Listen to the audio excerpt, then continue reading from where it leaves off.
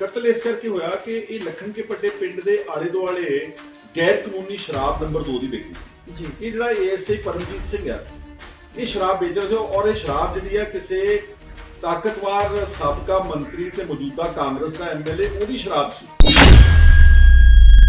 ਜੇ ਉਹ ਹਰਜੀਤ ਸਿੰਘ ਜਿਹਦੀ ਬਾਹ ਵੱਢੀ ਗਈ ਸੀ ਉਹਦੇ ਨਾਲ ਗੱਲ ਕਰ ਸਕਦੇ ਆ, ਜੇ ਉਹ ਏਸੀਪੀ ਕੋਹਲੀ ਦੇ ਪਰਿਵਾਰ ਨਾਲ ਗੱਲ ਕਰ ਸਕਦੇ ਆ, ਤੇ ਅਰਵਿੰਦਰ ਪੱਡਾ ਦਾ ਇੰਟਰਨੈਸ਼ਨਲ ਕਬੱਡੀ ਦਾ ਖਿਡਾਰੀ ਸਾਡਾ ਮਾਣ ਸੀਗਾ, ਇਹਨਾਂ ਨੂੰ ਉਹਦੇ ਨਾਲ ਗੱਲ ਕਰਨੀ ਚਾਹੀਦੀ ਜੀ। ਖੈਰਾ ਸਾਹਿਬ, ਸੁਣੇ ਤਾਇਆ ਮਾਮਲਾ ਹੈ ਸੁਮੀਰ ਸੈਣੀ ਜਿਹੜਾ 1991 ਵਾਲਾ ਮਾਮਲਾ ਸੀ, ਉਹਦੇ ਵਿੱਚ ਐਫਆਈਆਰ ਰਜਿਸਟਰ ਕੀਤੀ ਗਈ ਹੈ ਤੇ ਭਾਵੇਂ ਕਿ ਉਹਨੂੰ ਜ਼ਮਾਨਤ ਮਿਲ ਗਈ ਆ, ਉਸ ਕੇਸ ਵੱਲ ਤੁਸੀਂ ਕਿਵੇਂ ਦੇਖਦੇ ਹੋ? ਮੁਹਾਲੀ ਦੀ ਪਹਿਲੀ ਅਦਾਲਤ ਨੇ ਅਬਡਕਸ਼ਨ, ਮਰਡਰ, ਕਿਡਨੈਪਿੰਗ ਐਡਾ ਵੱਡਾ ਕੇਸ ਸੀ, ਉਹਨੂੰ ਅਗਾਊਂ ਜ਼ਮਾਨਤ ਦੇਤੀ ਤੇ ਸੁਖਬੀਰ ਸਿੰਘ ਬਾਦਲ ਨੇ, ਅਕਾਲੀ ਦਲ ਦੀ ਸਰਕਾਰ ਨੇ ਇਦਾਂ ਦੇ ਅਫਸਰਾਂ ਨੂੰ ਫੜਨਾ ਤਾਂ ਕੀ ਸੀਗਾ, ਇਹਨਾਂ ਨੇ ਚੱਕ ਕੇ ਉਹਨੂੰ ਡੀਜੀਪੀ ਬਣਾਇਆ। ਇਸ ਨੇ ਸਿੱਧੀ ਗੋਲੀ ਉੱਤੇ ਚਲਾਤੀ, ਨਾ ਕੋਈ ਹਵਾ 'ਚ ਚਲਾਈ ਨਾ ਪੈਰਾਂ 'ਚ ਚਲਾਈ, ਤੇ ਇੱਕ ਤਾਂ ਅਰਵਿੰਦਰਪਾਲ ਪੱਡਾ ਮੌਕੇ ਤੇ ਮਾਰਤਾ ਔਰ ਦੂਸਰਾ ਇੱਕ ਪ੍ਰਦੀਪ ਸਿੰਘ ਉਸਨੂੰ ਜ਼ਖਮੀ ਕਰਤਾ, 2 ਗੋਲੀਆਂ ਉਹਦੇ ਵੱਜੀਆਂ। ਤੀਜਾ ਮੁੰਡਾ ਰਾਜਾ ਬਹੁਤ ਕਿਸਮਤ ਨਾਲ ਉਹ ਬਚ ਗਿਆ। ਅੱਜ ਅਸੀਂ ਆਏ ਆ ਸੁਖਪਾਲ ਸਿੰਘ ਖਹਿਰਾ ਜੀ ਦੇ ਕੋਲ। ਸੁਖਪਾਲ ਸਿੰਘ ਖਹਿਰਾ ਉਹ ਸ਼ਖਸ ਨੇ ਜਿਹੜੇ ਹਰ ਮੁੱਦੇ ਤੇ ਆਪਣੀ ਗੱਲ ਬੇਬਾਕੀ ਨਾਲ ਰੱਖਦੇ ਨੇ, ਭਾਵੇਂ ਉਹ ਕਪੂਰਥਲਾ ਕਬੱਡੀ ਖਿਡਾਰੀ ਦੀ ਗੱਲ ਹੋਵੇ ਜਾਂ ਹੋਰ ਮੁੱਦੇ ਹੋਣ, ਵੱਖ-ਵੱਖ ਜਿਹੜੇ ਭਖਦੇ ਮੁੱਦੇ ਹੋਣ, ਮੌਜੂਦਾ ਮੁੱਦੇ ਹੁੰਦੇ ਨੇ, ਉਹਨਾਂ ਤੇ ਆਪਣੀ ਰਾਏ ਰੱਖਦੇ ਨੇ। ਸੁਖਪਾਲ ਸਿੰਘ ਖਹਿਰਾ ਨਾਲ ਗੱਲ ਕਰਾਂਗੇ ਵੀ ਕਬੱਡੀ ਖਿਡਾਰੀ ਜਿਹਦਾ ਕਪੂਰਥਲਾ ਦੇ ਵਿੱਚ ਇੱਕ ਮਰਡਰ ਕੀਤਾ ਗਿਆ, ਉਹਦੇ ਬਾਰੇ ਇਹਨਾਂ ਦੇ ਕੀ ਵਿਚਾਰ ਸੀ, ਅਸਲ ਕਹਾਣੀ ਕੀ ਸੀ। ਬਹੁਤ ਬਹੁਤ ਸਵਾਗਤ ਹੈ ਖਹਿਰਾ। ਹਾਂਜੀ, ਬਹੁਤ ਸ਼ੁਕਰੀਆ, ਸਾਰਿਆਂ ਨੂੰ ਮੇਰੀ ਫਤਿਹ ਜੀ। ਖਹਿਰਾ ਸਾਹਿਬ, ਕੀ ਮਾਮਲਾ ਸੀਗਾ ਕਪੂਰਥਲਾ ਵਿੱਚ? ਦੇਖੋ, ਜਿਹੜਾ ਅਸਲੀਅਤ ਇਹ ਹੈਗੀ ਆ ਕਿ ਹੈ ਤਾਂ ਭਾਵੇਂ ਸਪੌਂਟੇਨੀਅਸ ਮਰਡਰ ਸੀਗਾ। ਸਪੌਂਟੇਨੀਅਸ ਮਤਲਬ ਕਿ ਇੱਕਦਮ ਇਹ ਕਤਲ ਹੋਇਆ ਵਾ ਜੀ, ਪਰ ਇਹਦੇ ਵਿੱਚ ਜਿਹੜੀ ਗੌਰ ਕਰਨ ਵਾਲੀ ਗੱਲ ਹੈ ਕਿ ਇਹ ਕਤਲ ਇੱਕ ਪੁਲਿਸ ਵਾਲੇ ਨੇ ਕੀਤਾ ਵਾ ਜੀ, ਇਹ ਕੋਈ ਨਾਰਮਲ ਮਰਡਰ ਨਹੀਂਗਾ ਜੀ। ਔਰ ਕਤਲ ਇਸ ਕਰਕੇ ਹੋਇਆ ਵਾ, ਜਿਹੜਾ ਮੈਂ ਕਿਉਂਕਿ ਕੱਲ ਭੋਗ ਤੇ ਸੀਗਾ, ਉਸ ਤੋਂ ਪਹਿਲਾਂ ਮੈਂ ਉਹਨਾਂ ਦੇ ਪਰਿਵਾਰ ਨਾਲ ਜਾਂ ਪਿੰਡ ਵਾਲਿਆਂ ਨਾਲ ਕਾਫੀ ਗੱਲ ਕੀਤੀ ਜੀ। ਕਤਲ ਇਸ ਕਰਕੇ ਹੋਇਆ ਕਿ ਇਹ ਲੱਖਣ ਕੇ ਪੱਡੇ ਪਿੰਡ ਦੇ ਆਲੇ ਦੁਆਲੇ ਗੈਰ ਕਾਨੂੰਨੀ ਸ਼ਰਾਬ ਨੰਬਰ 2 ਦੀ ਵਿਕਰੀ ਸੀ ਜੀ। ਇਹ ਜਿਹੜਾ ਏਐਸਆਈ ਪਰਮਜੀਤ ਸਿੰਘ ਆ, ਇਹ ਸ਼ਰਾਬ ਵੇਚ ਰਿਹਾ ਸੀ ਔਰ ਇਹ ਸ਼ਰਾਬ ਜਿਹੜੀ ਆ ਕਿਸੇ ਤਾਕਤਵਰ ਸਾਬਕਾ ਮੰਤਰੀ ਤੇ ਮੌਜੂਦਾ ਕਾਂਗਰਸ ਦਾ ਐਮਐਲਏ ਉਹਦੀ ਸ਼ਰਾਬ ਸੀ ਜੀ। ਕਿਉਂਕਿ ਲੋਕਡਾਊਨ ਹੋਇਆ ਸੀ, ਕਰਫਿਊ ਹੋਇਆ ਸੀਗਾ, ਠੇਕੇ ਬੰਦ ਸੀਗੇ ਜੀ। ਇਹ ਜਿੰਨੀ ਅੱਜ ਜਿਹੜਾ ਸ਼ਰਾਬ ਦਾ ਵਿਵਾਦ ਉੱਠਿਆ ਪੰਜਾਬ ਦੇ ਵਿੱਚ, ਇਹ ਪੈਰਲਲ ਸ਼ਰਾਬ ਦਾ ਵਪਾਰ ਨੰਬਰ 2 ਦਾ। ਵੈਸੇ ਤਾਂ ਪੰਜਾਬ ਬਹੁਤ ਦੇਰ ਦਾ ਚੱਲਦਾ ਜੀ, ਪਰ ਕਰਫਿਊ ਦੇ ਵਿੱਚ ਉਹ ਸ਼ਰੇਆਮ ਜਦੋਂ ਵੇਚਦੇ ਸੀ ਤੇ ਇਹ ਪਿੰਡਾਂ ਦੇ ਵਿੱਚ ਰਾਤ ਨੂੰ ਜਾ ਕੇ ਸ਼ਰਾਬ ਡਿਲੀਵਰੀ ਕਰਦਾ ਸੀ। ਉਹਨਾਂ ਦਾ ਟਰੱਕ ਆ ਜਾਂਦਾ ਵਾ ਤੇ ਟਰੱਕ ਤੋਂ ਅੱਗੇ ਛੋਟੀਆਂ ਗੱਡੀਆਂ ਵਿੱਚ ਪਾ ਕੇ ਤੇ ਘਰਾਂ ਦੇ ਵਿੱਚ ਡਿਲੀਵਰੀ, ਜਿਹਨੂੰ ਹੋਮ ਡਿਲੀਵਰੀ ਕੈਪਟਨ ਸਾਹਿਬ ਕਹਿ ਰਹੇ ਸੀ ਜੀ, ਗੈਰ ਕਾਨੂੰਨੀ ਹੈ। ਔਰ ਇਹ ਜਿਹੜਾ ਅਰਵਿੰਦਰ ਪੱਡੇ ਹੁਣੀ ਸੀਗੇ, ਇਹ ਇੱਕ ਕਿਸਮ ਦਾ ਪਿੰਡ ਵੱਲੋਂ ਇਹਤਿਆਤ ਰੱਖ ਰਹੇ ਸੀ ਕਿ ਸਾਡੇ ਪਿੰਡ ਵਿੱਚ ਕੋਈ ਨਸ਼ੇ ਵੇਚਣ ਵਾਲਾ, ਕਿਉਂਕਿ ਨਸ਼ਿਆਂ ਦਾ ਵੈਸੇ ਵੀ ਰੌਲਾ ਵਾ, ਤਾਂ ਉਹਨਾਂ ਨੇ ਜਦੋਂ ਇਹਨੂੰ ਚੁਣੌਤੀ ਦਿੱਤੀ ਤੇ ਪਰਮਜੀਤ ਸਿੰਘ ਉਦੋਂ ਆਪ ਵੀ ਨਸ਼ੇ ਦੇ, ਔਰ ਵੈਸੇ ਵੀ ਇਹਦੇ ਤੇ ਇਹ ਵੀ ਇਲਜ਼ਾਮ ਹੈ ਕਿ ਚਿੱਟੇ ਵਗੈਰਾ ਦਾ ਵੀ ਨਸ਼ਾ ਕਰਦਾ ਸੀਗਾ, ਤਾਂ ਇਹ probably under the influence of drugs ਇਸ ਨੇ ਸਿੱਧੀ ਗੋਲੀ ਉੱਤੇ ਚਲਾਤੀ, ਨਾ ਕੋਈ ਹਵਾ 'ਚ ਚਲਾਈ ਨਾ ਪੈਰਾਂ 'ਚ ਚਲਾਈ, ਤੇ ਇੱਕ ਤਾਂ ਅਰਵਿੰਦਰਪਾਲ ਪੱਡਾ ਮੌਕੇ ਤੇ ਮਾਰਤਾ ਔਰ ਦੂਸਰਾ ਇੱਕ ਪ੍ਰਦੀਪ ਸਿੰਘ ਉਸਨੂੰ ਜ਼ਖਮੀ ਕਰਤਾ, 2 ਗੋਲੀਆਂ ਉਹਦੇ ਵੱਜੀਆਂ। ਤੀਜਾ ਮੁੰਡਾ ਰਾਜਾ ਬਹੁਤ ਕਿਸਮਤ ਨਾਲ ਉਹ ਬਚ ਗਿਆ। ਤਾਂ ਹੁਣ ਰੌਲਾ ਕੀ ਆ ਕਿ ਜਦੋਂ ਕੋਈ ਇਦਾਂ ਦਾ ਕਤਲ ਪੁਲਿਸ ਕਰਦੀ ਆ ਤਾਂ ਸਾਡਾ ਇਹ ਬਣਦਾ ਸੀਗਾ, ਸਾਡਾ ਸਰਕਾਰ ਵੱਲੋਂ, chief minister captain Amarinder Singh ਵੱਲੋਂ ਬਣਦਾ ਸੀਗਾ ਕਿ ਉਹ ਇਮੀਡੀਏਟਲੀ ਜਿੱਥੇ ਉਹਨਾਂ ਨੇ ਕਤਲ ਦਾ ਪਰਚਾ ਦਰਜ ਕੀਤਾ, ਬੰਦੇ ਅਰੈਸਟ ਕਰ ਲਏ, ਆਲ ਰਾਈਟ, ਪਰ ਇਹ ਇੱਕ ਕਿਸਮ ਦਾ ਜਿਹਨੂੰ ਕਹਿੰਦੇ ਕੋਲਡ ਬਲੱਡਡ ਮਰਡਰ ਸੀ ਸਰਕਾਰ ਵੱਲੋਂ, ਪੁਲਿਸ ਵੱਲੋਂ। ਜਿਨ੍ਹਾਂ ਲੋਕਾਂ ਨੇ ਹਿਫਾਜ਼ਤ ਕਰਨੀ ਸਾਡੀ, ਜਦ ਉਹੀ ਕਾਤਲ ਬਣ ਜਾਣਗੇ ਤੇ ਕੀ ਹੋਵੇ?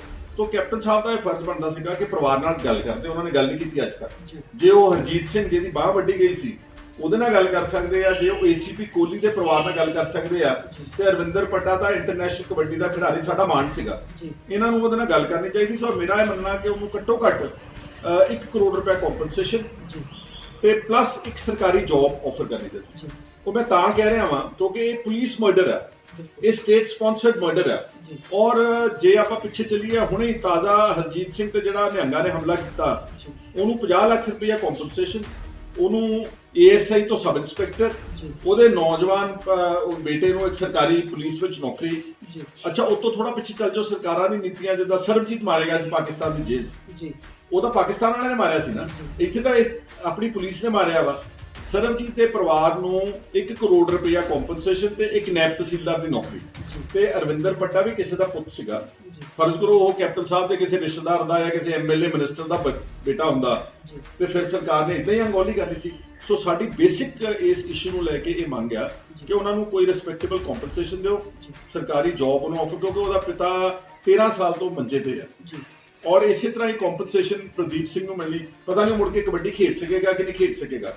ਸਰਕਾਰਾਂ ਦਾ ਫਰਜ਼ ਹੈ ਕਿ ਉਹ ਆਪਣੇ ਬਸ਼ਿੰਦਿਆਂ ਦੀ ਰਖਵਾਲੀ ਕਰਨ, ਉਹਨਾਂ ਦੀ ਜਿਹਨੂੰ ਕਹਿੰਦੇ ਆ ਕਿ ਜੋ ਵੀ ਉਹਨਾਂ ਦਾ ਅਧਿਕਾਰ ਬਣਦਾ ਪੁਲਿਸ ਦੇ ਕਤਲ ਵਿੱਚ ਉਹਨਾਂ ਦਾ ਬਣਦਾ ਦੇਣਾ ਚਾਹੀਦਾ, ਸੋ ਦਿੱਤਾ ਨਹੀਂ। ਖਹਿਰਾ ਸਾਹਿਬ, ਆਪਾਂ ਤੁਸੀਂ ਨਸ਼ੇ ਦੀ ਗੱਲ ਕੀਤੀ ਹੈ, ਨਸ਼ੇ ਨੂੰ ਲੈ ਕੇ ਭਾਵੇਂ ਵੱਡੇ ਪੱਧਰ ਤੇ STF ਵੱਲੋਂ ਨਸ਼ਾ ਫੜਿਆ ਵੀ ਜਾ ਰਿਹਾ, ਪਰ ਇਹ ਗੱਲ ਆਮ ਤੋਂ ਜਿਹੜੇ ਥਾਣੇ ਚੌਂਕੀ ਦੀ ਗੱਲ ਕੀਤੀ ਹੈ ਜਿਵੇਂ ASI ਫੜੇ ਗਿਆ, ਉਹ ਥੱਲੇ ਗਰਾਊਂਡ ਲੈਵਲ ਤੇ ਉਹ ਚੀਜ਼ ਕਾਰਵਾਈ ਪ੍ਰੋਪਰ ਨਹੀਂ ਹੋ ਰਹੀ ਜਿਹੜੀ ਹੋਣੀ ਚਾਹੀਦੀ ਹੈ। ਅਸਲ ਵਿੱਚ ਕਹਾਣੀ ਕੀ ਹੈ ਕਿ ਜਿਹੜਾ ਡਰੱਗਸ ਹੈ ਨਾ, ਇਹਦੇ ਚ ਕਮਾਈ ਬਹੁਤ ਹੈ ਜੀ। ਜਿੱਦਾਂ ਹੁਣ ਚਿੱਟਾ ਕੈਪਟਨ ਸਾਹਿਬ ਆਪ ਹੀ ਕਹਿੰਦੇ ਕਿ 6000 ਨੂੰ ਗ੍ਰਾਮ ਹੈ, ਗ੍ਰਾਮ ਕੀ ਹੁੰਦਾ, ਨਿੱਕਾ ਜਿਹਾ ਮੇਰੇ ਕੋਲ ਥੋੜਾ ਹੀ ਹੁੰਦਾ ਵਾ, ਤਾਂ ਇਸ ਵਿੱਚ ਪੈਸਾ ਇੰਨਾ ਵੱਡਾ ਵਾ ਕਿ ਉੱਪਰਲੇ ਪਾਸੋਂ ਜਿੰਨਾ ਮਰਜ਼ੀ ਕੋਈ ਜ਼ੋਰ ਲਾਈ ਜਾਵੇ, ਜ਼ਮੀਨ ਤੇ ਬੈਠੇ ਜਿਹੜੇ ਡਰੱਗ ਮਾਫੀਆ ਨੇ ਉਹ ਲੋਕਲ ਪੁਲਿਸ ਨੂੰ ਮੈਨੀਪੂਲੇਟ ਕਰ ਲੈਂਦੇ ਨੇ। ਜਿੱਦਾਂ ਇਹ ਪਰਮਜੀਤ ਸਿੰਘ ASI ਸ਼ਰਾਬ ਵੇਚ ਰਿਹਾ ਸੀ, ਇਹਦਾ ਕੰਮ ਤਾਂ ਕੋਈ ਨਹੀਂ ਸੀਗਾ, ਲੱਖ 1.5 ਲੱਖ ਰੁਪਏ ਤਨਖਾਹ ਲੈ ਰਿਹਾ ਸੀਗਾ। ਸੋ ਇੱਕ ਡਰੱਗਸ ਦਾ ਨੈਕਸਸ ਜਿਹੜਾ ਸੀਗਾ, ਕੈਪਟਨ ਅਮਰਿੰਦਰ ਸਿੰਘ ਨੇ ਉੱਤੇ ਗੱਲ ਕਹਿਤੀ, ਗੁਟਕਾ ਸਾਹਿਬ ਫੜ ਕੇ ਸਹੁੰ ਖਾ ਕੇ ਕਹਿਤਾ ਮੈਂ ਲੱਖ ਤੋੜਤਾ। ਹੁਣ ਉਹਨਾਂ ਨੂੰ ਤੁਸੀਂ ਪੁੱਛੋਗੇ ਕਹਿੰਦੇ ਲੱਖ ਤੋੜਤਾ ਵਾ, ਪਰ ਮੇਰੇ ਹਿਸਾਬ ਦੇ ਨਾਲ ਨਸ਼ਾ ਤਾਂ ਹਰ ਜਗ੍ਹਾ ਦੇ ਉੱਤੇ ਹੋਮ ਡਿਲੀਵਰੀ ਹੋ ਰਿਹਾ। ਸੋ ਇਸ ਕਰਕੇ ਨਸ਼ਾ ਇੱਕ ਬਹੁਤ ਵੱਡੀ ਚੁਣੌਤੀ ਹੈ ਪੰਜਾਬ ਦੀ। ਔਰ ਆਪਾਂ ਸ਼ਰਾਬ ਦੀ ਗੱਲ ਕਰੀਏ, ਮੰਨ ਲਿਆ ਕਿ ਸ਼ਰਾਬ ਲੈਜਿਟੀਮੇਟ ਨਸ਼ਾ ਗਿਣਿਆ ਜਾਂਦਾ, ਸਾਰੀ ਦੁਨੀਆ ਵਿੱਚ ਸ਼ਰਾਬ ਦੀਆਂ ਬਾਰਸ, ਰੈਸਟੋਰੈਂਟ, ਹੋਟਲਾਂ ਵਿੱਚ ਹੋਟਲਸ ਵਗੈਰਾ ਦਿੱਤੀ ਜਾਂਦੀ ਹੈ, ਪਰ ਅਲਟੀਮੇਟਲੀ ਹੈ ਤਾਂ ਨਸ਼ਾ ਹੀ ਹੈ ਨਾ। ਕਿਤੇ ਨਾ ਕਿਤੇ ਜਦੋਂ ਸੁਖਬੀਰ ਸਿੰਘ ਬਾਦਲ ਛਾਤੀ 'ਤੇ ਹੱਥ ਮਾਰ ਕੇ ਕਹਿੰਦਾ ਕਿ ਸਾਡੇ ਵੇਲੇ ਸ਼ਰਾਬ ਦੀ ਐਕਸਾਈਜ਼ ਡਿਊਟੀ 'ਚੋਂ ਆਮਦਨ ਅਸੀਂ 5000 ਕਰੋੜ ਰੁਪਏ ਕਰਦੀ ਸੀ। ਮਤਲਬ ਅਕਾਲੀ ਦਲ ਜਿਹੜੀ ਧਾਰਮਿਕ ਜਮਾਤ ਹੈ, ਜਿਹੜੀ ਪੰਥਕ ਕਹਿੰਦੀ ਆ, ਉਹ ਵੀ ਬੜਾ ਫਖਰ ਮਹਿਸੂਸ ਕਰਦੇ ਕਿ ਅਸੀਂ ਬਹੁਤ ਸ਼ਰਾਬ ਵੇਚੀ ਆਪਣੇ ਰਾਜ ਵਿੱਚ। ਤੇ ਕੈਪਟਨ ਸਾਹਿਬ ਦਾ ਤਾਂ ਆਪਾਂ ਪੜ੍ਹ ਹੀ ਲਿਆ ਕਿ ਮੋਦੀ ਸਾਹਿਬ ਨੂੰ ਹੋਰ ਤਾਂ ਕੋਈ ਮੰਗ ਮੰਗੀ ਨਹੀਂ, ਸਾਡੇ ਠੇਕੇ ਖੋਲ ਦਿਓ ਜੀ। ਮਤਲਬ ਇਹ ਸਾਰੇ ਸ਼ਰਾਬ ਵੱਲ ਜਾਂਦੇ ਨੇ, ਕਿਉਂਕਿ ਸ਼ਰਾਬ ਇਟਸੈਲਫ ਇੱਕ ਬਹੁਤ ਵੱਡਾ ਵਪਾਰ ਆ। ਇਹ 6000 ਕਰੋੜ ਤਾਂ ਉਹ ਆ ਜਿਹੜਾ ਸਾਨੂੰ ਨਜ਼ਰ ਆ ਰਿਹਾ ਵਾ, ਇਹ 6000 ਤੋਂ ਕਰੋੜ ਤੋਂ ਜ਼ਿਆਦਾ ਪੈਸਾ ਨੰਬਰ 2 ਦੇ ਵਪਾਰ 'ਚ ਖਾਧਾ ਜਾ ਰਿਹਾ ਵਾ। ਮੈਂ ਜਿੱਦਾਂ ਜ਼ਿਕਰ ਕੀਤਾ ਡਿਸਟਿਲਰੀਆਂ ਦੇ ਮਾਲਕ ਨੇ, ਜਿਹੜੇ 4-5 ਡਿਸਟਿਲਰੀਆਂ ਦੇ ਤਾਂ ਮੈਂ ਜਾਣਦਾ ਵਾ ਜਿਹੜੇ ਪੋਲੀਟੀਕਲ ਨੇ। ਰਾਣਾ ਗੁਰਜੀਤ ਜਿਹਦਾ ਮੈਂ ਜ਼ਿਕਰ ਕੀਤਾ ਵਾ, ਇਹਦੇ ਕੋਲ ਤਰਨਤਾਰਨ 'ਚ ਡਿਸਟਿਲਰੀ ਹੈ। ਦੀਪ ਮਲਹੋਤਰਾ ਅਕਾਲੀ ਦਲ ਦਾ ਐਕਸ MLA, ਉਹਦੀ ਫਰੀਦਕੋਟ ਡਿਸਟਿਲਰੀ ਆ। ਯੂਪੀ ਦਾ ਇੱਕ DP ਯਾਦਵ, ਉਹਦੇ ਕੋਲ ਆਪਣੀ ਸ਼ਰਾਬ ਦੀ ਡਿਸਟਿਲਰੀ ਹੈ। ਹੁਣ ਇਹ ਲੋਕ ਜਿਹੜੇ ਇੱਥੇ ਪ੍ਰਭਾਵਸ਼ਾਲੀ ਨੇ ਕਿ ਇਹਨਾਂ ਨੂੰ ਕੋਈ ਰੋਕਣ ਵਾਲਾ ਨਹੀਂਗਾ। ਇਹ ਇੱਕ ਟਰੱਕ ਤਾਂ ਵੇਚਦੇ ਨੇ ਕਾਗਜ਼ਾਂ 'ਚ, ਤੇ ਦਿਹਾੜੀ ਦੇ 5-7 ਟਰੱਕ ਉਦਾਂ ਕੱਢ ਦਿੰਦੇ ਨੇ। ਇੱਕ ਟਰੱਕ ਚੋਂ 6-6, 8-8 ਲੱਖ ਰੁਪਇਆ ਆਮਦਨ ਹੈ ਇਹਨਾਂ ਲੋਕਾਂ ਨੂੰ, ਉਹ ਸਾਰੀ ਟੈਕਸ ਦੀ ਚੋਰੀ ਹੈ। ਇਸੇ ਤਰ੍ਹਾਂ ਹੀ ਜਿਹੜਾ ਸ਼ਰਾਬ ਦਾ ਵਪਾਰ ਹੈ, ਇਹ ਫੀਲਡ ਵਿੱਚ ਵੀ ਨੰਬਰ 2 ਦੇ ਉੱਤੇ। ਤੁਸੀਂ ਪੰਜਾਬ ਵਿੱਚ ਕਿਸੇ ਨੂੰ ਪੁੱਛ ਲਓ, ਬੇਤਹਾਸ਼ਾ ਨੰਬਰ 2 ਦੀ ਸ਼ਰਾਬ ਪੰਜਾਬ ਦੇ ਵਿੱਚ ਵਿਕਦੀ ਹੈ। ਔਰ ਜਿਹੜਾ ਅਸਲ ਕਹਾਣੀ ਆ, ਜਿਹੜੀ ਚੋਰੀ ਆ ਨਾ, ਜਿਹੜੀ ਇਹ ਤਾਈਓ ਬੰਦ ਹੋ ਸਕਦੀ ਜੇ ਸ਼ਰਾਬ ਦੇ ਵਪਾਰ ਨੂੰ ਕਾਰਪੋਰੇਸ਼ਨ ਬਣਾ ਕੇ ਸਰਕਾਰ ਆਪਣੇ ਅਧੀਨ ਲੈ ਕੇ ਆਵੇ, ਜਿੱਦਾਂ ਤਾਮਿਲਨਾਡੂ ਨੇ ਕੀਤਾ, ਸ਼ਾਇਦ ਤੇਲੰਗਾਨਾ ਨੇ ਵੀ ਕੀਤਾ ਹੋਇਆ। ਇਹ ਸਾਰਾ ਕਰਨਾ ਪਊਗਾ ਮੇਰਾ ਖਿਆਲ ਆ। ਨਾਲੇ ਇੱਕ ਪਾਸੇ ਕਹਿੰਦੇ ਕਿ ਪੰਜਾਬ ਦੇ ਵਿੱਚ ਸਭ ਤੋਂ ਜ਼ਿਆਦਾ ਸ਼ਰਾਬ ਪੀਣ ਵਾਲੇ ਲੋਕ ਨੇ, ਤੇ ਆਮਦਨ ਸਾਡੀ ਜਿਹੜੀ ਹੈਗੀ ਆ ਉਹ ਸਾਰੀਆਂ ਸਟੇਟਾਂ ਨਾਲੋਂ ਘੱਟ ਰਹੀ ਹੈ। ਮੇਰਾ ਖਿਆਲ ਹੈ ਕਿ ਜੇ ਸਰਕਾਰੀ ਕਾਰਪੋਰੇਸ਼ਨ ਬਣਾ ਕੇ ਸ਼ਰਾਬ ਦਾ ਵਪਾਰ ਚਲਾਇਆ ਜਾਵੇ, ਅੱਜ 6000 ਕਰੋੜ ਰੁਪਏ ਐਕਸਾਈਜ਼ ਡਿਊਟੀ ਦੀ ਆਮਦਨ ਹੈ ਪੰਜਾਬ ਨੂੰ, ਇਹ ਵੱਧ ਕੇ 20000 ਕਰੋੜ ਰੁਪਏ ਸਾਲ ਹੋ ਸਕਦਾ ਹੈ। ਭਾਵੇਂ ਮਾੜੀ ਗੱਲ ਹੈ, ਸ਼ਰਾਬ ਵੇਚਣੀ, ਸ਼ਰਾਬ ਪਿਲਾਉਣੀ ਕੋਈ ਬਹੁਤ ਜ਼ਿਆਦਾ ਕੋਈ ਖਾਸੀਅਤ ਨਹੀਂ ਹੈਗੀ, ਪਰ ਜੇ ਵਿਕ ਰਹੀ ਆ ਤਾਂ ਫਿਰ ਘੱਟੋ ਘੱਟ ਟੈਕਸ ਦਾ ਜਿਹੜਾ ਹੈਗਾ ਵਾ ਜਾਂ ਜਿਹੜੀ ਆਮਦਨ ਉਹ ਸਰਕਾਰੀ ਖਜ਼ਾਨੇ 'ਚ ਤਾਂ ਆਵੇ, ਉਹ ਇਹ ਪ੍ਰਾਈਵੇਟ ਬੰਦਿਆਂ ਦੇ ਜੇਬਾਂ ਵਿੱਚ ਕਿਉਂ ਜਾਵੇ। ਖਹਿਰਾ ਸਾਹਿਬ, ਹੁਣੇ ਤਾਜ਼ਾ ਮਾਮਲਾ ਆਇਆ ਸੁਨੀਲ ਸੈਣੀ, ਜਿਹੜਾ 1991 ਵਾਲਾ ਮਾਮਲਾ ਸੀ, ਉਹਦੇ ਵਿੱਚ FIR ਰਜਿਸਟਰ ਕੀਤੀ ਗਈ ਹੈ ਤੇ ਭਾਵੇਂ ਜਿਹਨੂੰ ਜ਼ਮਾਨਤ ਮਿਲ ਗਈ ਆ, ਉਸ ਕੇਸ ਬਾਰੇ ਤੁਸੀਂ ਕਿਵੇਂ ਦੇਖਦੇ ਹੋ? ਬਹੁਤ ਅਫਸੋਸਨਾਕ ਗੱਲ ਹੈ ਜੀ। ਇਹ ਆਪਣੇ ਵਰਗੇ ਥਰਡ ਵਰਲਡ ਕੰਟਰੀਜ਼ ਜਿਹੜੇ ਨਾ, ਜਿਹੜੇ ਜਿੱਥੇ ਨਿਆਂ ਜਿਹੜਾ ਵਾ ਨਾ, ਕ੍ਰਿਮੀਨਲ ਜਸਟਿਸ ਸਿਸਟਮ, ਉਹ ਆਮ ਬੰਦੇ ਦੀ ਪਹੁੰਚ ਤੋਂ ਬਾਹਰ ਹੈ। ਇਨਸਾਫ ਦੇਖੋ ਨਾ, ਉਹ ਜਿਹੜੇ ਇੱਕ ਦਰਸ਼ਨ ਸਿੰਘ ਮੁਲਤਾਨੀ IAS ਅਫਸਰ ਸੀਗਾ, 29 ਸਾਲ ਪਹਿਲਾਂ ਉਹਦਾ ਮੁੰਡਾ ਚੱਕ ਕੇ ਸੁਮੇਧ ਸਿੰਘ ਸੈਣੀ ਨੇ ਬਤੌਰ SSP ਚੰਡੀਗੜ੍ਹ ਮਾਰ ਦਿੱਤਾ। ਇੱਕ ਵਾਰੀ FIR ਦਰਜ ਹੋਈ, ਉਹ ਵੀ ਹਾਈ ਕੋਰਟ ਦੇ ਆਦੇਸ਼ਾਂ ਤੇ। ਉਹਦੀ CBI ਨੂੰ ਜਾਂਚ ਗਈ, CBI ਨੇ ਮਿਹਨਤ ਕਰਕੇ 70 ਗਵਾਹਾਂ ਦੇ ਬਿਆਨ ਲੈ ਕੇ ਪਰਚਾ ਦਰਜ ਕੀਤਾ ਇਹਦੇ ਤੇ। ਇਸ ਬੰਦੇ ਨੂੰ ਸੁਪਰੀਮ ਕੋਰਟ ਤੋਂ ਰਾਹਤ ਮਿਲੀ। ਪਹਿਲੀ ਵਾਰ ਸੁਣਿਆ ਕਿ CBI ਦੇ FIR ਕੀਤੀ ਹੋਈ ਕੁਆਸ਼ ਕਰਤੀ ਸੁਪਰੀਮ ਕੋਰਟ ਨੇ ਬਿਨਾਂ ਕਿਸੇ ਆਧਾਰ ਤੇ। ਉਹ ਹੁਣ ਫਿਰ ਦੁਬਾਰਾ FIR ਦਰਜ ਹੋਈ ਆ। ਤੁਸੀਂ ਅੰਦਾਜ਼ਾ ਲਾ ਲਓ ਕਿ ਜਿਹੜਾ ਕ੍ਰਾਈਮ ਕਿਸੇ ਦਾ ਕਤਲ ਆ, ਉਹ 29 ਸਾਲਾਂ ਥੱਲੇ FIR ਸਟੇਜ ਤੇ ਫਿਰ ਰਿਹਾ, ਫਿਰ ਕਿਹੜੇ ਵੇਲੇ ਟ੍ਰਾਇਲ ਹੋਊਗੀ? ਫਿਰ ਥੱਲੀ ਸੈਸ਼ਨ ਜੱਜ ਦੀ ਅਦਾਲਤ ਹੈ, ਫਿਰ ਹਾਈ ਕੋਰਟ ਹੈ, ਫਿਰ ਸੁਪਰੀਮ ਕੋਰਟ ਹੈ। ਇਸ ਬੰਦੇ ਨੂੰ ਕਿਦੋਂ ਸਜ਼ਾ ਮਿਲੇਗੀ? ਔਰ ਇਹ ਪਹਿਲਾ ਕਤਲ ਨਹੀਂ ਇਹਦੇ ਵੱਲੋਂ। ਤੁਸੀਂ ਦੇਖੋਗੇ ਕਿ ਜਿਹੜਾ ਸੈਣੀ ਮੋਟਰਸ ਦਾ ਲੁਧਿਆਣੇ ਦਾ ਕੇਸ ਸੀਗਾ, ਉਹਦੇ ਟ੍ਰਿਪਲ ਮਰਡਰ ਸੀ। 1994 ਦਾ ਵਾਕਿਆ ਵਾ। ਔਰ ਉਹ ਆਲੂ ਵਾਲੀਆ ਪਰਿਵਾਰ, ਮੈਂ ਜ਼ਾਤੀ ਤੌਰ ਤੇ ਉਹਨਾਂ ਨੂੰ ਜਾਣਦਾ, ਉਹਨਾਂ ਦੀ ਮਾਤਾ 103 ਸਾਲ ਦੀ ਹੋ ਕੇ ਗੁਜ਼ਰੀ ਆ, ਅਮਰ ਕੌਰ ਜੀ। ਉਹ ਔਰਤ ਲੜਦੀ ਮਰ ਗਈ। ਦਿੱਲੀ ਦੀ ਸਪੈਸ਼ਲ CBI ਅਦਾਲਤ, ਜੱਜ AK ਮਹਿੰਦੀ ਰੱਤਾ ਦੀ ਅਦਾਲਤ ਵਿੱਚ 94 ਦਾ ਚੱਲੀ ਜਾਂਦਾ, ਹਲੇ ਪਹਿਲੀ ਅਦਾਲਤ ਹੈ। ਤਾਂ ਮੇਰਾ ਇਹ ਮੰਨਣਾ ਵਾ ਕਿ ਇਸ ਦੇਸ਼ ਦੇ ਵਿੱਚ ਨਾ ਕੁਝ ਇਸ ਤਰ੍ਹਾਂ ਦੀਆਂ ਏਜੰਸੀਆਂ ਬੈਠੀਆਂ ਨੇ ਜਿਹੜੀਆਂ ਇਦਾਂ ਦੇ ਕਾਤਲ ਅਫਸਰਸ ਨੂੰ ਬਚਾਉਂਦੀਆਂ। KPS ਗਿੱਲ ਹੋ ਗਿਆ, JF ਰਿਬੇਰੋ। ਜਦ ਤੁਹਾਨੂੰ ਸੰਵਿਧਾਨ ਦਿੱਤਾ ਵਾ ਤੇ ਤੁਸੀਂ ਝੂਠੇ ਪੁਲਿਸ ਮੁਕਾਬਲੇ ਕਿੱਦਾਂ ਮਾਰ ਸਕਦੇ ਬੰਦਿਆਂ ਨੂੰ? ਫਿਰ ਤੁਹਾਡੇ ਵਿੱਚ ਤੇ ਜਿਹੜੇ ਲੈਟਸ ਤੁਸੀਂ ਕਹਿੰਦੇ ਹੋ ਕਿ ਟੈਰਰਿਸਟ ਨੇ ਜਾਂ ਜਿਹੜੇ ਮਿਲੀਟੈਂਟ ਨੇ, ਉਹ ਤਾਂ ਚਲੋ ਡਿਸਆਰਗੇਨਾਈਜ਼ਡ ਨੇ, ਉਹ ਕੋ ਸਰਕਾਰ ਥੋੜ੍ਹਾ ਚਲਾ ਰਹੇ ਨੇ, ਤੁਸੀਂ ਤਾਂ ਸਟੇਟ ਪਾਵਰ ਆ। ਤੇ ਤੁਹਾਡੇ ਵਿੱਚ ਉਹ ਜਿਹੜੇ ਅੱਤਵਾਦੀ ਤੁਸੀਂ ਕਹਿੰਦੇ ਰੋਜ਼, ਉਹਨਾਂ ਵਿੱਚ ਤੇ ਤੁਹਾਡੇ 'ਚ ਕੀ ਫਰਕ ਹੈ? ਜੇ ਤੁਸੀਂ ਸਿਰਫ ਵਰਦੀ ਪਾ ਕੇ ਅੱਤਵਾਦੀ ਹੋ, ਉਹ ਵਰਦੀ ਤੋਂ ਬਗੈਰ ਅੱਤਵਾਦੀ ਨੇ। ਸੋ ਇਹ ਮੈਨੂੰ ਸਹੀ ਮਾਇਨਿਆਂ ਵਿੱਚ ਜਿਹੜੀ ਹੈ ਕੋਈ ਉਮੀਦ ਨਹੀਂ ਕਿ ਇੱਥੇ ਕਦੀ ਵੀ ਸੁਮੇਧ ਸਿੰਘ ਸੈਣੀ ਵਰਗਿਆਂ ਨੂੰ ਫੜਿਆ ਜਾਵੇਗਾ ਤੇ ਅੰਦਰ ਦਿੱਤਾ ਜਾਵੇਗਾ। ਤੁਸੀਂ ਦੇਖੋ ਨਾ, ਮੁਹਾਲੀ ਦੀ ਪਹਿਲੀ ਅਦਾਲਤ ਨੇ ਅਬਡਕਸ਼ਨ, ਮਰਡਰ, ਕਿਡਨੈਪਿੰਗ, ਏਡਾ ਵੱਡਾ ਕੇਸ ਸੀ, ਉਹਨੂੰ ਅਗਾਊਂ ਜ਼ਮਾਨਤ ਦੇਤੀ। ਤੁਸੀਂ ਐਂ ਕਰੋ, ਆਪਣੇ ਤੋਂ ਕੋਈ ਗੁਨਾਹ ਹੋ ਜਾਏ, ਆਪਾਂ 323-24 ਦਾ ਜਿਹੜਾ ਸਭ ਤੋਂ ਛੋਟਾ ਮੁਕੱਦਮਾ, ਮੈਨੂੰ ਅਗਾਊਂ ਜ਼ਮਾਨਤ ਲੈ ਕੇ ਦਿਖਾ ਦਿਓ ਜ਼ਿਲ੍ਹੇ ਦੀ ਅਦਾਲਤ ਤੋਂ। ਸੋ ਇਸ ਕਰਕੇ ਇਹ ਇੱਕ ਵੱਡਾ ਧੱਬਾ, ਜਿੱਦਾਂ ਸਿੱਖਾਂ ਦਾ ਕਤਲੇਆਮ ਸੀ ਨਾ ਦਿੱਲੀ ਦਾ, ਉਹ ਧੱਬਾ ਵਾ ਇਸ ਸਿਸਟਮ ਦੇ ਉੱਤੇ। ਇਦਾਂ ਹੀ ਇਹ ਧੱਬਾ ਰਹੇ। ਖਹਿਰਾ ਸਾਹਿਬ, ਅਕਾਲੀ ਦਲ ਹਮੇਸ਼ਾ ਕਾਂਗਰਸ ਦੇ ਐਜੂਕੇਸ਼ਨ ਹੁੰਦਾ, ਕਾਂਗਰਸ ਸਿੱਖਾਂ ਦੀ ਕਾਤਲ ਪਾਰਟੀ ਹੈ। ਜਿਹੜਾ ਹੁਣ ਸੁਮੇਧ ਸਿੰਘ ਦਾ ਨਵਾਂ ਮਾਮਲਾ ਆਇਆ ਤੇ ਜਿਹੜੀ ਤੁਸੀਂ ਕਿਹਾ ਕੁਐਸ਼ ਕੀਤੀ ਹੈ ਸੁਪਰੀਮ ਕੋਰਟ ਦੇ, ਉਸ ਟਾਈਮ ਗਵਰਨਮੈਂਟ ਸੀਗੀ ਬਾਦਲਾਂ ਦੀ, ਇਹਨਾਂ ਨੇ ਸਰਕਾਰੀ ਤੌਰ ਤੇ ਆਪਣੇ ਵਕੀਲ ਭੇਜੇ ਸੀ ਵੀ ਇਹਨੂੰ ਸੁਮੇਧ ਸਿੰਘ ਨੂੰ ਬਚਾਉਣ ਵਾਸਤੇ। ਇਹਨਾਂ ਦਾ ਐਫੀਡੇਵਿਟ ਹੈ ਔਨ ਰਿਕਾਰਡ ਜੀ। ਸੁਖਬੀਰ ਸਿੰਘ ਬਾਦਲ ਹੋਮ ਮਿਨਿਸਟਰ ਸੀਗੇ, ਇਹਨੇ ਐਫੀਡੇਵਿਟ ਦਿੱਤਾ ਕਿ ਬੜਾ ਕੰਪੀਟੈਂਟ ਅਫਸਰ ਆ, ਇਹਦਾ ਬੜਾ ਬੇਦਾਗ ਕੈਰੀਅਰ ਹੈ। ਇਹਨਾਂ ਦੀ ਡਿਫੈਂਸ ਦੇ ਬਦੌਲਤ, ਇਹਨਾਂ ਦੇ ਐਫੀਡੇਵਿਟ ਦੇ ਬਦੌਲਤ ਸੁਮੇਧ ਸਿੰਘ ਸੈਣੀ ਨੂੰ ਸੁਪਰੀਮ ਕੋਰਟ ਤੋਂ ਰਾਹਤ ਮਿਲੀ। ਦੂਜਾ, ਮੈਂ ਸੁਖਬੀਰ ਨੂੰ ਪੁੱਛਣਾ ਚਾਹੁੰਦਾ, ਇੱਕ ਪਾਸੇ ਤੁਸੀਂ ਕਹਿੰਦੇ ਅਸੀਂ ਪੰਥਕ ਹਾਂ, ਅਸੀਂ ਸਿੱਖਾਂ ਦੇ ਹਿਤੈਸ਼ੀ ਹਾਂ, ਤੇ ਸਿੱਖ ਤਾਂ ਮਾਰੇ ਇਸ ਬੰਦੇ ਨੇ। ਇਹਨੇ ਇਕੱਲਾ ਬਲਵੰਤ ਸਿੰਘ ਮੁਲਤਾਨੀ ਥੋੜ੍ਹੋ ਮਾਰਿਆ, ਇਹਨੇ ਜਟਾਨੇ ਦਾ ਪਰਿਵਾਰ ਸਾਰਾ ਮਰਵਾਇਆ, ਰੋਪੜ ਵਾਲੇ ਦਾ। ਉਹਨੂੰ ਪੂਲੇ ਨੂੰ ਭੇਜ ਕੇ ਉਹਦੇ ਸਾਰੇ ਘਰ ਦੇ ਬੰਦੇ ਮਾਰਤੇ ਤੇ ਅੱਗ ਲਾਤੀ। ਇਹਨਾਂ ਨੇ ਪਤਾ ਨਹੀਂ ਕਿੰਨੇ ਬੇਦੋਸ਼ੇ ਲੋਕ, ਭੁੱਲਰ ਸਾਹਿਬ, ਦਵਿੰਦਰਪਾਲ ਭੁੱਲਰ ਦਾ ਪਿਤਾ ਤੇ ਉਹਦਾ ਮਾਸੜ, ਇਹ ਮਾਮਾ ਕੇ ਮਾਸੜ, ਇਹਨੇ ਮਰਵਾਇਆ। ਇਹਨਾਂ ਨੇ ਪਤਾ ਨਹੀਂ ਹੋਰ ਕਿੰਨੇ ਕੈਟ ਪਾਲੇ ਹੋਏ ਇਸ ਪੰਜਾਬ ਦੇ ਵਿੱਚ, ਕਿੰਨੇ ਲੋਕਾਂ ਦੇ ਘਰ ਤਬਾਹ ਕੀਤੇ ਨੇ। ਜਸਵੰਤ ਸਿੰਘ ਖਾਲੜਾ ਅੱਜ ਤੱਕ ਨਹੀਂ ਲੱਭ ਰਹੇ, ਯਾਨੀ ਕਿ ਉਹਨਾਂ ਦਾ ਕਤਲ ਕਰਤਾ ਚੱਕ ਕੇ। ਇਹ ਸਾਰੇ ਅਫਸਰ ਜਿਹੜੇ ਸੀਗੇ ਨਾ, ਇਹ ਐਂਟੀ ਸਿੱਖ ਸੀਗੇ ਬੇਸਿਕਲੀ ਢਿੱਡੋਂ। ਤੇ ਸੁਖਬੀਰ ਸਿੰਘ ਬਾਦਲ ਨੇ, ਅਕਾਲੀ ਦਲ ਦੀ ਸਰਕਾਰ ਨੇ ਇਦਾਂ ਦੇ ਅਫਸਰਾਂ ਨੂੰ ਫੜਨਾ ਤਾਂ ਕੀ ਸੀਗਾ, ਇਹਨਾਂ ਨੇ ਚੱਕ ਕੇ ਉਹਨੂੰ DGP ਬਣਾਇਆ। ਫਿਰ ਗੁਰੂ ਗ੍ਰੰਥ ਸਾਹਿਬ ਦੀ ਬੇਅਦਬੀਆਂ ਹੋਈਆਂ, ਫਿਰ ਕੁਝ ਨਹੀਂ ਕੀਤਾ। ਫਿਰ ਗੁਰੂ ਗ੍ਰੰਥ ਸਾਹਿਬ ਦੀ ਬੇਅਦਬੀ ਨੂੰ ਲੈ ਕੇ ਬਹਿਬਲ ਕਲਾਂ ਵਿੱਚ ਗੋਲੀ ਚੱਲੀ, 2 ਸਿੱਖ ਨੌਜਵਾਨ ਮਾਰੇ ਗਏ। ਫਿਰ ਬਾਦਲਾਂ ਨੇ ਉਦੋਂ ਤੱਕ ਕੁਝ ਨਹੀਂ ਕੀਤਾ, ਆਪਣੇ ਰਾਜ ਵਿੱਚ ਕੁਝ ਨਹੀਂ ਕੀਤਾ। ਇਹ ਤਾਂ ਜਿਹੜਾ ਹਟਾਇਆ ਸੁਖਬੀਰ ਉਹਨਾਂ ਨੇ, ਲੋਕਾਂ ਨੇ ਇਹਨਾਂ ਦੇ ਉਹ ਜੁੱਤੀਆਂ ਮਾਰੀਆਂ ਸਿਰ ਵਿੱਚ ਕਿ ਤੁਸੀਂ ਇਦਾਂ ਦੇ ਅਫਸਰ ਰੱਖੇ ਨੇ, ਤੇ ਫਿਰ ਉਹਨੂੰ DGP ਦੇ ਅਹੁਦੇ ਤੋਂ ਹਟਾਇਆ ਸੀ। ਅੱਜ ਤੁਸੀਂ ਦੇਖੋ ਸੁਮੇਧ ਸਿੰਘ ਸੈਣੀ ਦੇ ਖਿਲਾਫ ਪਰਚਾ ਦਰਜ ਹੋਇਆ, ਜਾਂ ਉਹ ਦੁਬਾਰਾ ਮੁੱਦਾ ਉੱਠਿਆ ਸੁਖਬੀਰ ਬਾਦਲ ਦੇ ਮੂੰਹੋਂ, ਜਾਂ ਕਿਸੇ ਅਕਾਲੀ ਦੇ ਮੂੰਹੋਂ ਉਹਦੇ ਖਿਲਾਫ ਇੱਕ ਸ਼ਬਦ ਨਹੀਂ ਨਿਕਲਿਆ। ਇਹਦਾ ਮਤਲਬ ਹੈ ਉਹਦੇ ਸਪੋਰਟਰ। ਖਹਿਰਾ ਸਾਹਿਬ, ਕੇਂਦਰ ਸਰਕਾਰ ਦੇ 20 ਲੱਖ ਕਰੋੜ ਦਾ ਪੈਕੇਜ ਰੱਖਿਆ ਹੋਇਆ ਕਰੋਨਾ ਵਾਸਤੇ, ਉਹ ਹੁਣ ਤੱਕ ਲਾਕਡਾਊਨ ਖਤਮ ਹੋ ਗਿਆ, ਪਰਮਾਤਮਾ ਦੀ ਕਿਰਪਾ ਨਾਲ ਸਾਰੀ ਦੁਨੀਆ ਵਿੱਚ ਕਰੋਨਾ ਖਤਮ ਹੋਵੇ ਤੇ ਜ਼ਿੰਦਗੀ ਦੁਬਾਰਾ ਆ ਜਾਵੇ। ਉਹ ਇਸ ਮੌਕੇ 20 ਲੱਖ ਕਰੋੜ ਦਾ ਇੱਕ ਐਲਾਨ ਕੀਤਾ, ਜਿਹਨੂੰ ਤੁਸੀਂ ਕਿਵੇਂ ਦੇਖ ਰਹੇ ਹੋ? ਹੁਣ 2 ਮਹੀਨੇ ਦਾ ਸਮਾਂ ਕਰਤਾ, ਮਜ਼ਦੂਰ ਸੜਕਾਂ 'ਤੇ ਧੱਕੇ ਖਾ ਰਹੇ ਆ, ਸਾਰੀਆਂ ਸਟੇਟਾਂ ਵਿੱਚ ਬੁਰਾ ਹਾਲ। ਅਸੀਂ ਜਿਹੜਾ 20 ਲੱਖ ਕਰੋੜ ਰੁਪਏ ਦਾ ਲੋਕੀ ਕੀ ਐਲਾਨਾਂ ਨੂੰ ਸਿਰ 'ਚ ਮਾਰਨਗੇ? ਜਿਹੜਾ ਦੇਸ਼ ਆਪਣੇ ਸਭ ਤੋਂ ਗਰੀਬ ਤਬਕੇ ਨੂੰ ਉਹਨਾਂ ਦੇ ਘਰਾਂ ਤੱਕ ਨਹੀਂ ਪਹੁੰਚਾ ਸਕਦਾ ਮਹਿਫੂਜ਼, ਉਹ ਸੜਕਾਂ 'ਤੇ ਪੈ ਗਏ, ਔਰਤਾਂ ਦੇ ਬੱਚੇ ਹੋ ਗਏ ਸੜਕਾਂ 'ਤੇ, ਉਹਨਾਂ ਦੇ ਪੈਰ ਛਾਲੇ, ਉਹ ਮਰ ਗਏ ਰਾਤ।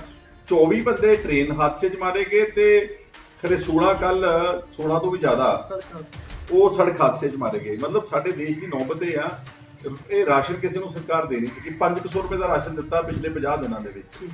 ਕਿਹੜੇ 20 ਲੱਖ ਕਰੋੜ ਦੀ ਗੱਲ ਕਰਦੇ? ਇਹ 20 ਲੱਖ ਕਰੋੜ ਪਤਾ ਕਿਹੜਾ ਹੁੰਦਾ?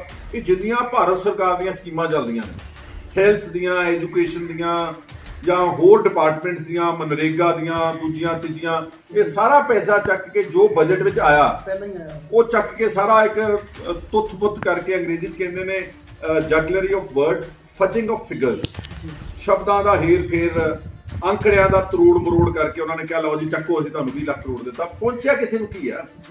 ਤੁਸੀਂ ਕਿਸੇ ਕਿਸਾਨ ਨੂੰ ਪੁੱਛੋ, ਆਫਟਰ ਆਲ 70% ਭਾਰਤ ਜਿਹੜਾ ਕਿ ਪਿੰਡਾਂ 'ਚ ਰਹਿੰਦਾ, ਕਿਸੇ ਜ਼ਿਮੀਂਦਾਰ ਨੂੰ ਪੁੱਛੋ ਤੈਨੂੰ ਕੋਈ ਫਾਇਦਾ ਹੋਇਆ, ਉਹ ਕਹਿਣਗੇ ਨਹੀਂ ਫਾਇਦਾ ਹੋਇਆ।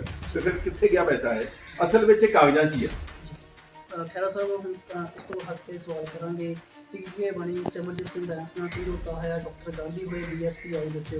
ਲੋਕ ਸਭਾ ਚੋਣਾਂ ਸਾਰਿਆਂ ਨੇ ਇਕੱਠੀਆਂ ਲੜੀਆਂ, ਵਿਧਾਨ ਸਭਾ ਜਿੰਨੀ ਚੋਣ ਆਈ ਉਹਦੇ ਵਿੱਚ ਬੈਂਸ ਸਾਹਿਬ ਵੀ ਲਾਗੂ ਕਿਤੇ ਡਿਫਰੈਂਸਿਸ ਨੇ। ਤੇ ਚਲੋ ਲਾਕਡਾਊਨ ਤੋਂ 2 ਮਹੀਨੇ ਪਹਿਲਾਂ ਹੋਇਆ ਵਾ, ਉਸ ਤੋਂ ਪਹਿਲਾਂ ਵੀ ਸਿਮਰਜੀਤ ਬੈਂਸ ਤੇ ਸੁਖਪਾਲ ਸਿੰਘ ਖਹਿਰਾ ਇਕੱਠੇ ਨਜ਼ਰ ਨਹੀਂ ਆਏ ਕਿਤੇ।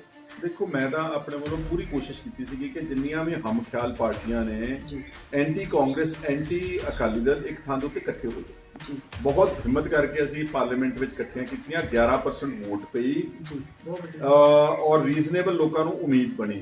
ਉਸ ਤੋਂ ਬਾਅਦ 2 ਜ਼ਿਮਨੀ ਚੋਣਾਂ ਆ ਗਈਆਂ, ਦਾਖੇ ਤੇ ਫਗਵਾੜਾ, ਤੇ ਉਹਦੇ 'ਚ ਅਫਸੋਸ ਨਾਲ ਕਹਿਣਾ ਪੈਂਦਾ ਕਿ ਬੈਂਸ ਸਾਹਿਬ ਹੋਣਾ ਨੇ ਜਿੱਤ ਕੀਤੀ ਕਿ ਅਸੀਂ ਦੋਨੋਂ ਲੜਨੀਆਂ। ਮੈਂ ਇਹਨਾਂ ਨੂੰ ਸਮਝਾਇਆ ਕਿ ਅਵਲ ਤਾਂ ਕੋਈ ਵੀ ਨਾ ਲੜੋ, ਕਿਉਂਕਿ ਜ਼ਿਮਨੀ ਚੋਣਾਂ ਸਰਕਾਰ ਦੀ ਖੇਡ ਹੁੰਦੀ ਹੈ।